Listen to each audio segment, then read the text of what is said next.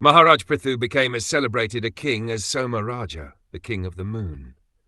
He was also powerful and exacting, just like the sun god, who distributes heat and light and at the same time exacts all the planetary waters. In this verse, Maharaj Prthu is compared to the kings of the moon and sun. The king of the moon and the king of the sun serve as examples of how the Lord desires the universe to be ruled. The sun distributes heat and light and at the same time exacts water from all planets. The moon is very pleasing at night, and when one becomes fatigued after a day's labor in the sun, he can enjoy the moonshine. Like the sun god, Prthu Maharaj distributed his heat and light to give protection to his kingdom, for without heat and light, no one can exist.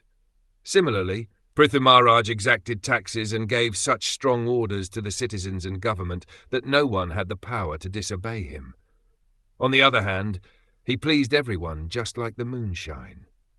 Both the sun and the moon have particular influences by which they maintain order in the universe, and modern scientists and philosophers should become familiar with the Supreme Lord's perfect plan for universal maintenance.